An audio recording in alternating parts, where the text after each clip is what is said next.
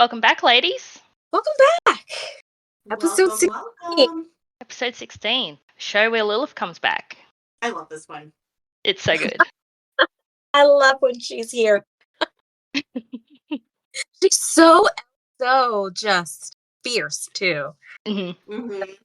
Okay. But you know what else? Something I really love about this episode too is that, yes, not even questioning what you just said, Lilith is fierce, but we get a lot of different dimensions of Lilith. You know, we really get to see her in a lot of different moods and states of expressiveness, and it's really it's just great. We get a very well-rounded picture of her, I think. Mm-hmm. Yeah, you get Lilith being vulnerable in this episode, and you don't get a lot of that. Mm-hmm. No. Yeah. Alright, so let's just kick this off. At KCL, Frasier is on a call with Hank, who is struggling with losing weight despite dieting. Frasier suggests that something in his life isn't being fed and there's deeper issues at work. He suggests further counselling before ending the call. Roz says their next caller doesn't agree with the advice Frasier just gave Hank, so Frasier decides to take it. Hello, you're on the line. Congratulations, Frasier, you've done it again.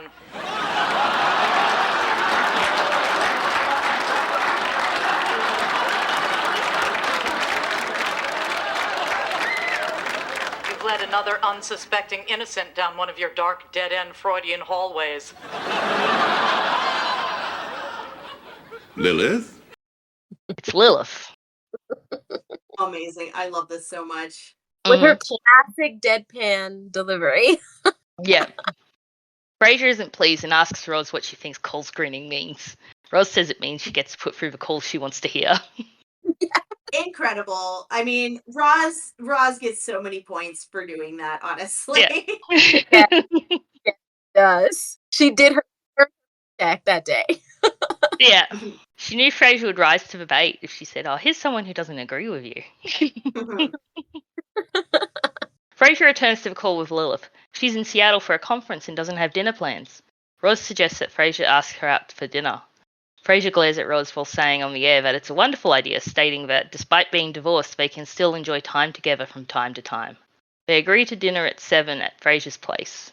Meanwhile, Frasier has written on a note on a piece of paper saying, "You're fired." She holds it against the glass, separating the boobs. Roz has her own piece of paper stating that she's union. Frasier sees. What an excellent joke. He huffs and puffs. It's Yeah. Do you think it's true that divorced people can still enjoy time together? hell no. Sorry. I think it's more nuanced than that. I think it depends on the nature of and reasons for the divorce. And I say this as someone who has never been divorced, but I do have some friends who are able to maintain a reasonable friendship or co-parenting situation with their ex, depending on circumstances. So, I mean, obviously, we know with Lilith and Frasier that there was, a long-standing history explored in Cheers, and there was infidelity and things like that. That's a little trickier to navigate. But if it's just like, hey, this isn't really us, I don't know, maybe. Yeah, I'm separated from my husband, and he wants us to stay friends. How do you feel about that? Yeah. I don't know. Okay. I mean, That's valid. I'm still in a place where I want the relationship to work out. But I don't know if I can just stay friends after divorce. It's yeah, it'll have to be something I navigate when we get there, if we get there, depending on how things go. But yeah, it'll be interesting. I, on the other hand, when I even have to think about being in the same room with my ex, what the hell is this? I literally just why can this be done any other way? I do not want to see you. So there you go.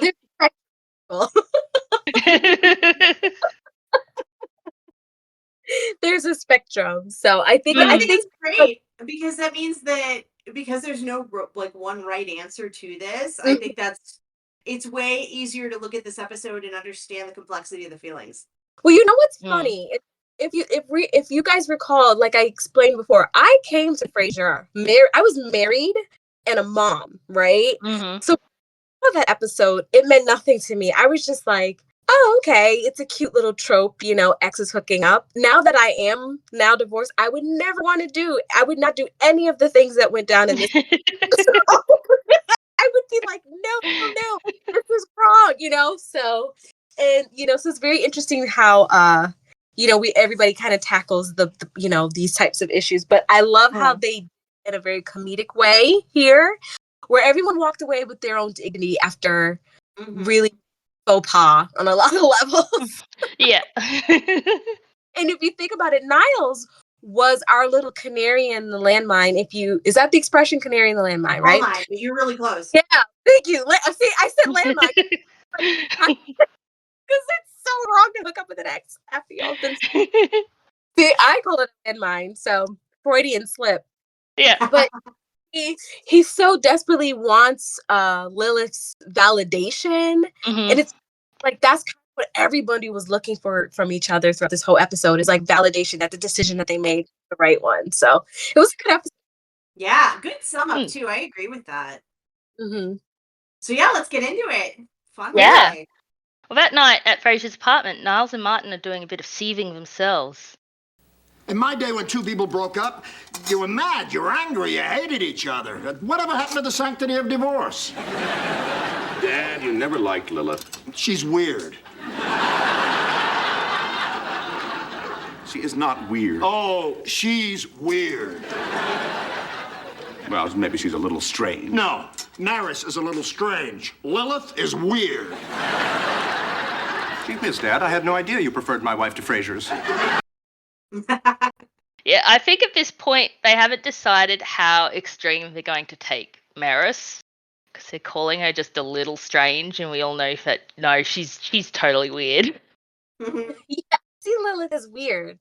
I think she's upfront, maybe, or just like very, very measured. But I'd go further than that. I'd say that she's an ice queen and more direct than most humans. Okay. But I mean, I love her for it, but it's a really tough person to interact with, especially if you're someone like Martin, or even like Niles. I mean, like, I think one of the canonical differences between Lilith and Maris is that Maris, sort of withers and fades into situations, and Lilith confronts them head on. And so you can see why Niles wouldn't really appreciate her until he gets the validation from her, and also why Martin would find everything suspect. Yeah. Something I noticed in this scene is that when they're setting the table, they're setting it for 4 spaces, but there's 5 people, so it seems like Daphne's not joining them for dinner, even though she seems to be cooking. Yeah. Yeah, but if you remember, Daphne says she has a headache. Like, her psychic energy is off because of Lilith's presence. So I wonder if she just doesn't want to eat with them. That's what I thought. I thought Daphne knows to lay low this time. Yeah. Daphne comes out holding a can of beer to her head. She's got one of her psychic headaches. Aspirin won't do the trick here. She heads back to the kitchen and Niles attempts to follow, offering to massage her temples. I like how he springs over the coffee table. Like, he doesn't go around it, he goes straight over. He's definitely giving golden retriever. Yeah. Oh, yeah. Niles reveals he's here to support Frasier, but refuses to speak to Lilith because of an ongoing feud, caused by Lilith laughing at Maris's wedding vows. The doorbell rings, and Frasier asks Niles to be civil. Now listen, it's just one evening out of your life. Will you at least try to be civil? All right, but I refuse to be warm. I love that. The way that the Crane brothers act when they are or think they are punishing someone is so funny. It's just, yeah, it's so on brand, but it's hilarious.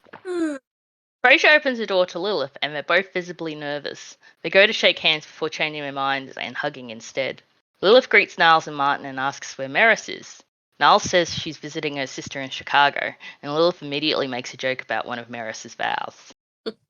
It's great that we get the callback so soon, right? There's a bit of good continuity here, because in episode 14, Maris left to Chicago. So she's still in Chicago.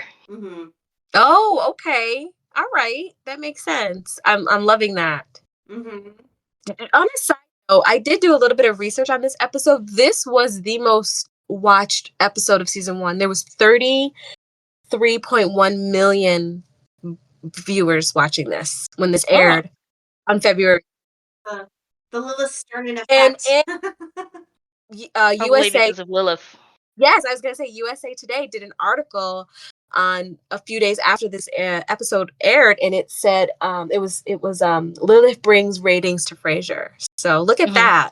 This is why we need women everywhere, because women bring value. Yeah, well, Lilith was a regular on Cheers, so people who are a fan of Cheers probably tuned in to catch Lilith. Yes. Mm-hmm. I don't know if the other Cheers-centric episodes brought the same ratings. It'd be interesting. No. They just don't have that commanding power that Lilith possesses. You know what she reminds me of when she walks in the room? Morticia from Addams Family. Like, she just gives off, not in a bad way. It's lovely, but yeah. No. It's the self-assurance, but also the really dark hair. And if you think about it, skin you combo. don't really notice her walk. She kind of just comes in, she's just in. Like, she's just there, you know? Like, she just, I don't know if it's because she has such a stark contrast. Like, she's very pale, but she wears dark things. Like, you know, she doesn't, as opposed to Daphne that has like a very soft and flowy presence. She has like a very sharp, firm, purposeful. Very, very just super different feminine archetypes. Yeah. Daphne comes out of the kitchen still in pain. Frasier introduces her to Lilith and they shake hands. Turning away, Daphne discloses that shaking hands with Lilith caused her whole arm to go numb. All right, Daphne, go sit down. A little extra. I like how we're building Lilith up to being this force. Yeah. The Wicked Witch of the West. Niles heads down the hallway to call Maris to check in on her as she has a cold. Lilith makes another joke about Maris's bowels, and then jokes about having to check if hell had frozen over when she heard Martin moved in with Frasier. Her jokes this episode are so good. And it's her delivery too, but I think a lot of it is like she's able to like just very effortlessly get these zingers in with everybody. Yeah. So to be fair, I guess you could say that she's being kind of mean to Niles because these vows were from like a decade ago and she's still just trotting them out. Who remembers other people's vows? I went to a wedding. I don't remember what was said. I wasn't trying to remember what they. It was not my business. I don't know. Maybe if it was Maris's vows, maybe we would have remembered. That is true. They do seem to have been a little odd. Yeah, what have we got? We've got eternally sipping from a font of your perpetual adoration. I mean, it's something. It's It doesn't float my boat, but hey. It also doesn't really track with the dynamic that we have in mind from Maris and Niles, but you know, exactly. She just had overly flowery vows. Yeah. At the table, Frasier asks about Frederick. Freddie's enrolled in a chess camp in the mountains and has a nature walk every day after lunch. Unfortunately, because Freddie has several allergies, he needs to wear long sleeves and a bonnet with a net on it. A little beekeeper suit. So he's at a chess camp. He's 5 years old, and he's at a chess camp. Yeah, dressed like a beekeeper. That is something. It also completely tracks with like how I think maybe not Frasier's kid, but definitely Lilith's kid would be. Yes.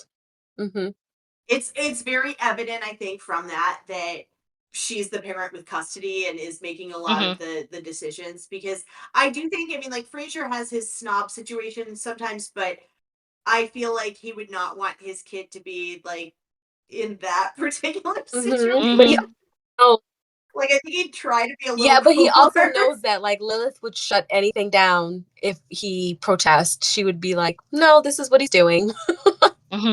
Right. I'm just saying, like, I think, like, it's very clear that Lilith is the decision. Yeah, makes you wonder how much communication there is between Lilith and Frasier about Frederick. Right? No. Is not very Isn't that much. interesting too? I would think at least a weekly call or every other couple days, right? Mm. Well, Frasier's on the other side of the country, so how often does he see Frederick? Like, he might Yeah, see him maybe once a month, if we're being generous. yeah. That is generous. And I also think, I don't know, it's based on especially some of the events later and the discussions later in this episode, it really does sound like Frasier's life is 80 to 90% separate Mhm. from Yes. Frederick. Yes. But you know what? When you watch the reboot, that kind of is addressed in the first episode of their estrangement or like their, distance. Mm. Mm-hmm. Yeah. Distance. It kind of shows Yeah. up later. Yeah. Yeah. Very interesting. But nonetheless, Lilith is in the building. But yeah, it sounds like that Lilith didn't tell Frasier about the chess camp until just now. Like, Mhm. she's made this decision that he goes to this chess camp and hasn't bothered to tell Frasier about it. So yeah, There's a lot of things Lilith hasn't Mm. bothered to tell Frasier. like Freddy's golf stage. Later, after dinner, Martin is recounting a story while Lilith psychoanalyzes. Having enough, Martin says goodnight and heads to bed. Daphne, who's still hunched over in pain, says her goodnights as well. My favorite thing about this scene is, and I love that you used the phrase psychoanalyzing here, because that is a totally Freudian joke. And I think the best part about this is Frasier is the character on this series that is notably Mhm. a psychoanalyst. Lilith, I always thought she followed a She's a different school of behaviorist. thought. I'm pretty sure she's Adlerian. Yeah, oh, behaviorist. Yeah. Okay, so she's not even a psychoanalyst, yet she's Mhm. cracking Freud jokes with Martin. I think it's brilliant. Because I think it's just her knowing which buttons to push and also telling a joke that is notably more accessible to Frasier. Yeah. It was like an inside It's joke. kind of like the equivalent of like if you overhear someone talking about you in another language and then you respond in that language and you know what I mean? And they're just Yeah. taken aback. Oh wow, you understood what I was saying? Like you get it, It's kind of because she easily just kind of brings them, a dose of humility and with ease, and it's amazing. And she knows exactly what she's saying. Exactly. And you see We how love an educated Frasier. woman. So like the more the longer she's on TV and you're absorbing her, because there comes a point when I remember watching this where I was like, why would someone like Frasier ever find her attractive? Aside the physical, obviously, but that can only take you so much for so long. At least for me, my understanding of Frasier, he wants a woman with depth. Then when you start to see he's kind of matching wits with them, then you say, okay, I see why he liked her, because otherwise she's just a attractive bitchy woman, and that gets tiring after a while. Yeah, she's. I mean, I'm trying to think back to the Cheers episode where we first meet her, and there is a string of letters and abbreviations after her name. Everybody, I'd like you to meet my date, Dr. Lilith Sternin, MD, PhD, EDD, APA. Boy, it sure isn't spelled like it sounds. Lilith is a deeply educated woman, but also she's just really sharp with her wit. So it's kind of she can tell a good joke, but back it up. Yes. Good for her. Well, because she just has a very embarrassing moment when she tries to storm off. The door. It happens to the best of us. Yes, that was pretty funny. Niles says his goodbyes to Frasier only. Frasier stops him and tells Lilith that Niles is upset that she snickered at Maris's wedding vows. Lilith acquiesces and apologizes. Oh, this is ridiculous. Listen, Niles is upset because you snickered at Maris' wedding vows. I simply responded with the genuine spontaneous emotion I was feeling at the moment. But if Niles is not mature enough to accept that, if he is so pitifully insecure, if he is in such need of validation, then I guess for some sense of familial harmony, I do apologize. Oh, well, thank you. Oh, This bad blood between us has gone on far too long. Next time you're in town, we'll have dinner, just you and me. He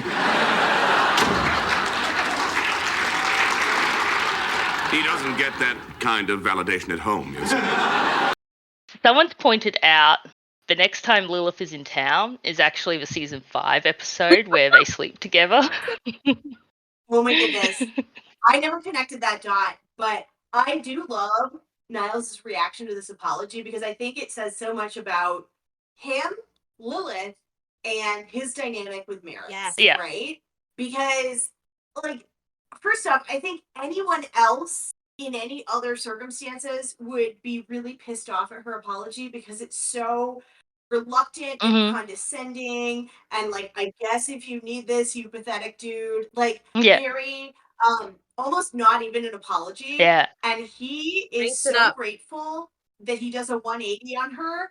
And it's like, okay, the only reason that you would be so moved by this fake apology is that the way that you're used to being treated by women is so bad that this is an incredible experience for you. And so that's why I think it's funny that, he's coming to Maris's defense over the vows and whatnot.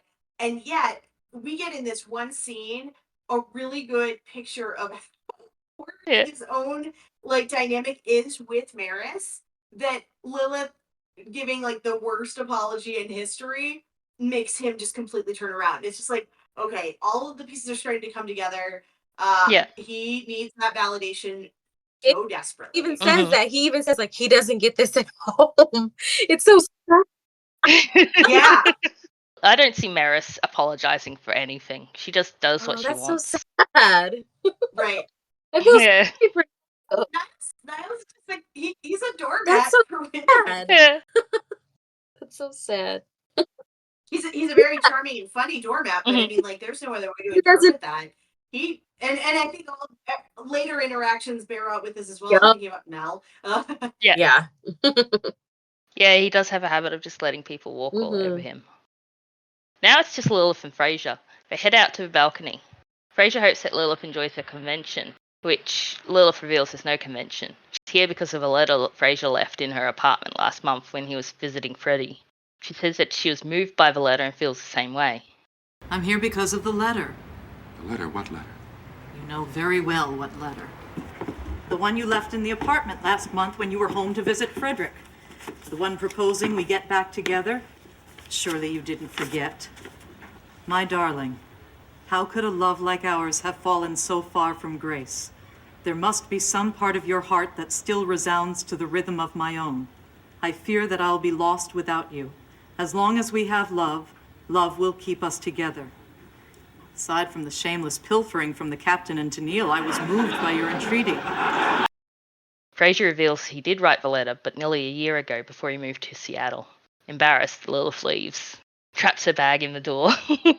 Oh yeah, this is so good because this is the first little glimpse we're getting that Lilith does have some vulnerability. And I think there's a couple little hints to that. One is, of course, that the convention doesn't exist. Lilith is such a purposeful woman that making up a fake convention as an excuse to see Frasier is really, it strikes me as so atypical for her.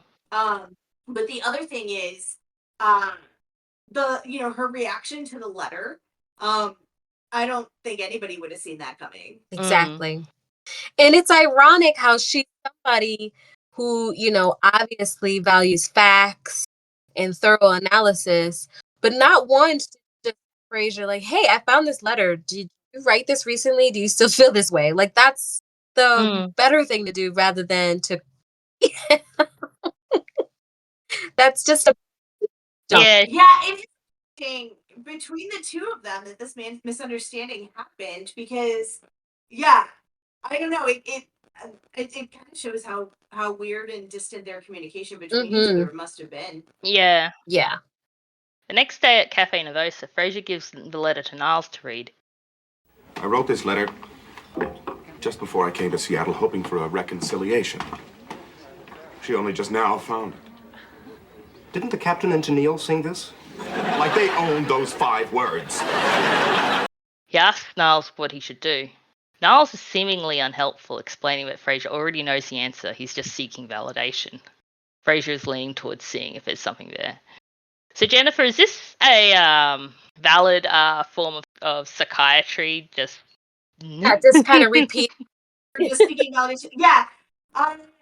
You know what? Once again, it's not attached to any of the theoretical approaches that we know about from either Frasier or Niles. But yes, there are therapeutic concepts that involve basically telling someone like kind of some like tough love, real talk, and it's delicate, obviously, because if you're in a, first off, I mean, like let's set aside the fact that Niles is Frasier's brother. Mhm. There's absolutely no reasonable or ethical way that this would be an authentic therapy session, and it would really just have to be a conversation between brothers, and not set all the professional stuff aside.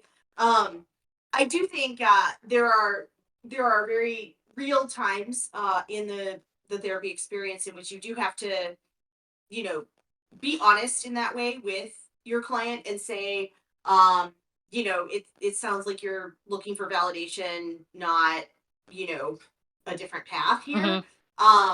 So it's real-ish, right? Obviously, I think you have to take a bunch of caveats aside. Yep. But obviously the big one in the room is they're brothers. Yeah. But yeah, and this is one of those ones that I do try to pick apart, what sort of theoretical approach the Cranes tend to take. We know that Frasier tends to be more psychoanalytic in his framings. I'm not really getting that either of them would find that to be a natural approach, because it's more like rational emotive or cognitive behavioral. But, at this time, I applaud the writers for at least, putting a good scene together between the brothers. And it's more nitpicky about whether this is how it could or should be done in a therapy context. Yeah, I do like the scene. I like Niles in it. He just seems very unhelpful. He's just like, terribly unhelpful. There are times in the like the clinical counseling relationship where it might feel like the person giving the conducting the session is unhelpful, but it comes from the point of view of the person receiving the feedback. And I don't know, to that end I don't think it's that far off. So yeah, there's a joke in the profession that there's a term for people who are, I guess, in Frasier's boat here, called help rejecting complainers. And so it's basically like, I don't actually want a real path forward. I just want to vent to you and have you validate what I'm saying. Yeah. It's a very real thing. So I wouldn't even be too hard on Niles for this, for a number of reasons, but mostly because I don't think Frasier's approaching it with full authenticity. Yeah, well, that was my question. Like, I really, when I was observing Frasier, I was like, is he being honest about what it is that he wants? I mean, I think in the end, we really realized what it was, is that he was horny, right? Like, he was horny. And we all know what you were, Frasier. So that was his, conflict. Whereas I think Lilith she was lonely and wanted validation, wanting to go back to something else. But she also got horny too. So, I mean, everybody. No, I think you had a mix of that, a mix of like nostalgia, a little bit of revisionist history on both sides, and fundamentally a sense of hope. I think that's really what drives a lot of this is hope that because of the, foundational or core good things, why can't this work? Even, setting aside all of the reasons why it didn't or couldn't. Yeah. I also just want to point out the letter has one of my favorite recurring jokes in this episode, where Frasier's shamelessly pilfered from Captain and Tennille. Oh, I love that too. My mother once, I said to my mother, I said, what name would you have named me? And she said Tennille. And I'm really glad she got talked out of that, because that I could have been a Tennille. But I'm happily resting with Simone. So yes. There you go. I remember because I wasn't familiar with Captain and Tennille, and I had to, because I think they're a bit before my time, so I had to look up exactly what part of the letter Frasier was pilfering from, and it's Love will keep us together. Love will keep us together. So I know this one because my favorite song, this is a weird bit of trivia. My favorite song is actually inspired by that Captain and Tennille song, but it takes it the opposite direction. I love Love Will Tear Us Apart by Joy Division. It's one of my very favorite songs. And so obviously in order to really, I guess, appreciate that song fully, you have to understand that it was completely an inversion of Love Will Keep Us Together. Yeah. Was Frasier listening to that song when he was writing it, or I wonder? Well, I don't know. I looked up the song last night, and the comments on YouTube heavily imply that in 1975 it was just everywhere. Like it was on the radio, and it was just all over the place. I see that theory on why Frasier quotes it multiple times, by the way, not just in the letter. So I think one of my hot Frasier takes is I think he wishes that he were a creative person, but he's not. And so the next best thing he can do is borrow from people who say things or do things better than he can. You see this a lot with his art and his decor choices. Like, why would he pick the couch that was in Coco Chanel's atelier? Why wouldn't he just pick a couch he liked? So I think this is just another piece of evidence in that category, which is that Frasier doesn't know how to express himself without someone else's language or art or style. Yeah. Spot on. At Lilith's hotel room, she's waiting expectantly. Frasier arrives, ready to take her to dinner. He notices her hair is down. I must be early. I see you haven't had a chance to put up your hair yet. Oh, I thought I'd leave it down tonight. Really? Yes, after several hours of careful deliberation and weighing all the consequences, I decided to be playful. So I just want to point out that Lilith having her hair down is a specific trigger for Frasier. Oh yeah. Yeah. So in Cheers,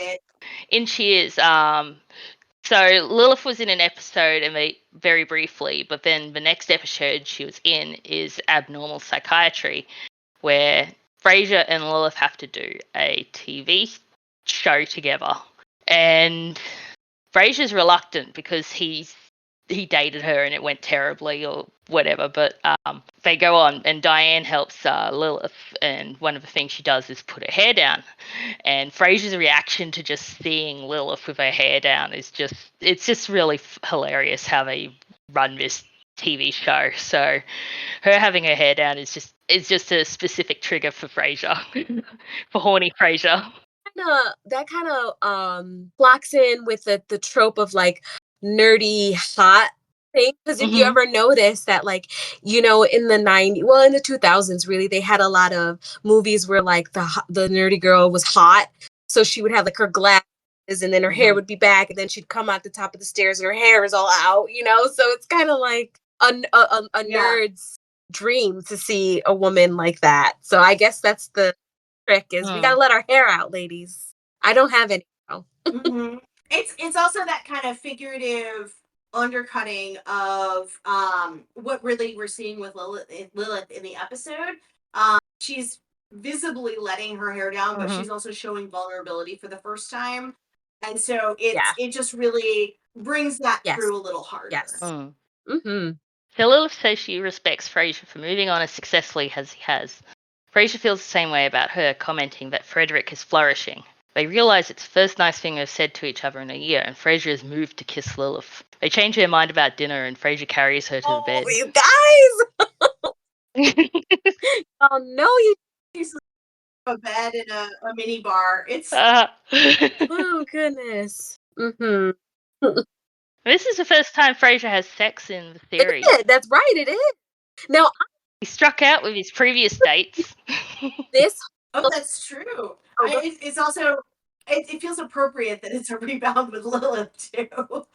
I was confusing this one with the one where they did put the bathroom cart in the bath and with the eggs on it. And I was like, is this the one? Because this. No, that's the one. That's the one where she sleeps with knives.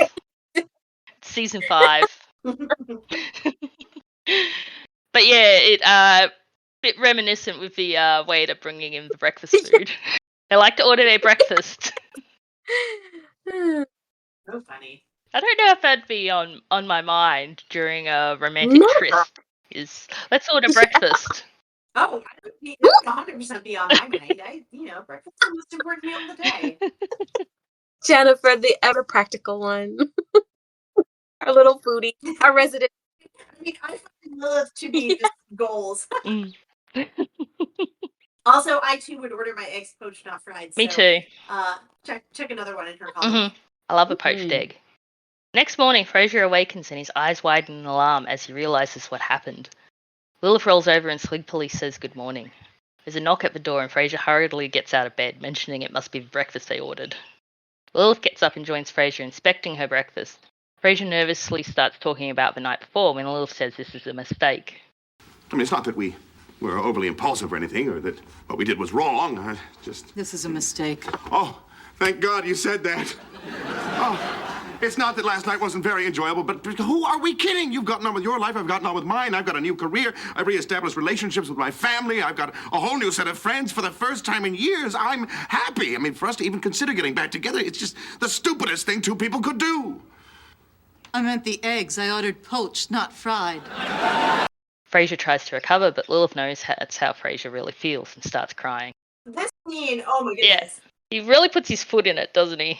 He does, but you know what? This is yet another example of a scene in which some other character, in this case Lilith, gives Frasier the tiniest bit of rope and he takes all of it. Because and this is actually it's a common therapeutic technique. If you pause or you say very few words, you allow the client to fill the space. And that's usually when they become more vulnerable and more honest and more wordy. And Frasier's doing exactly that. So Lilith obviously wasn't talking about what he was, but it basically was exactly the opening he was already looking for to just unload on this. It obviously it comes out as just a sort of tragic punchline, but it makes a lot of sense with their dynamic and also Frasier's persistent position of being, the therapist who needs advice all the time. I looked at it a different way. I knew that things were going to go bad when he said to her, "Jolly good morning to you too." If I just hooked up with you and you say jolly, no, something's off. Like I would have been like, "Oh my God, I just made the biggest mistake ever." Like, don't say after we hooked up. That's awful. What a dork. No, you're right. That was absolutely painful.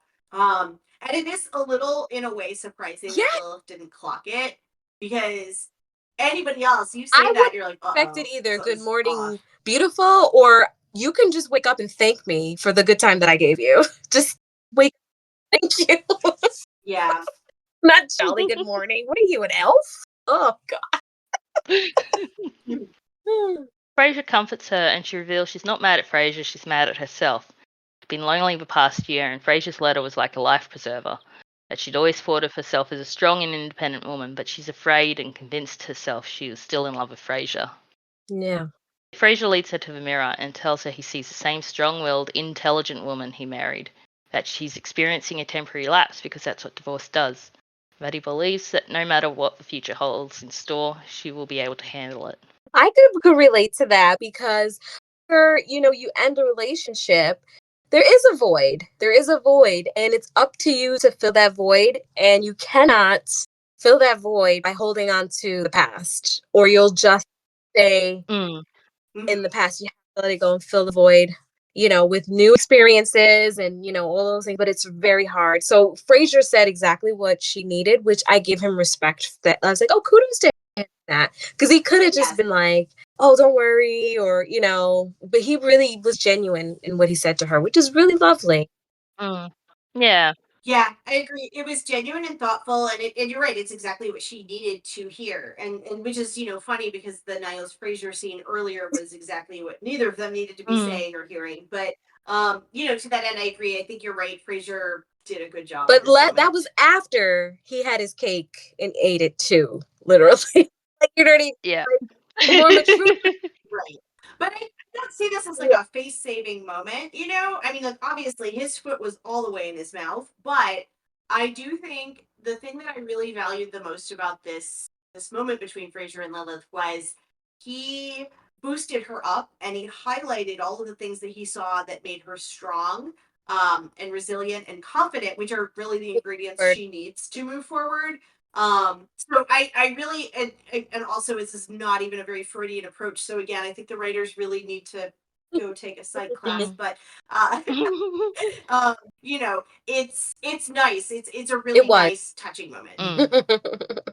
And then I love when they were at the table eating and he like complimented her and she did not return the compliment. Yeah. Skills. Amazing. No, and that's Lilith. Like she closed off, she opened up, and then right back to closed again. And it's what a perfect arc. Oh, good. In truth, though, she's taking Frasier's advice. If he's basically saying to her, "Don't backslide," not giving him the satisfaction of returning that compliment is perfect. So Lilith thanks him and they go to eat. She says that Frasier always knew how to buck her up when she was blue and that there were good moments in their marriage. Frasier agrees, stating the best one being Frederick. Frasier also says Lilith was the most exciting lover he ever had and that he believes she would say the same of him. Lilith comments that he messed up the toast too. Frasier pushes for an answer and she gives him a sly look as they start to eat breakfast. Do you think that Lilith was his most exciting? I felt like, well, you know what? We've seen we saw all of Frasier, and you can tell that some of the later people that he's with, I think you would say that those might be more exciting. So I guess at that point in his divorce, not getting ready to date all of the women that he's about to, Lilith is, but I felt like Yeah, also, given who we know about in his past, I mean, do we think that Diane Chambers is really on that list? I'm like, really? Okay. But it doesn't take much to get Frasier's engine going and feeling. No. Good Just the hair down. The end credit says Daphne lying on the couch holding an ice pack to her forehead. On the runway, Lilith's plane takes off. Daphne suddenly sits up and takes the ice pack away, her headache finally gone. Amazing. I love the thoroughness of the joke, even though obviously I'm a massive Lilith fan. I do think that Daphne's scenes are very fun. I like it. And it works best with Daphne and the whole headache bit. It works. Marty had the week off this week. In this episode, he had the week off. He did. Yeah. Not bad. Yeah, we're still trying to strike a balance between how frequently to have people in the episode. That's with an ensemble cast where you have such strong people in every role. Yeah, I imagine. I mean, like it's still season one. I sometimes forget that. I feel like we've been doing this podcast forever. It's still season one, and so they're doing quite a lot of learning as they go about what fans respond to, what works with the narrative, all of that, and yeah, ensemble shows are kept to balance. Yeah, it was a good episode though. Very funny. Yeah. I liked it. Yeah, I think it's one of my favorites in season one. I think that everyone who tuned in probably enjoyed themselves. I don't think there was anyone who probably was like, "Oh, this was a dud." I think it lived up to hype.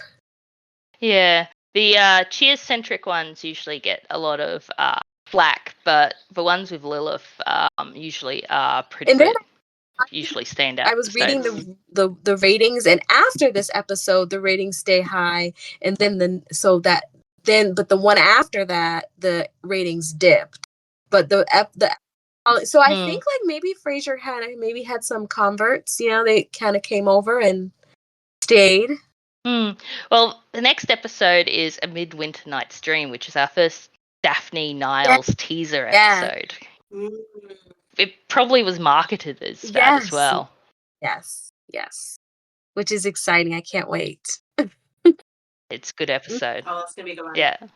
All right. Well, tune in next week. Thanks for listening. Thank you all for listening. Bye. Bye. Bye. But I don't know what to do with those tossed salads and scrambled eggs. They're calling again.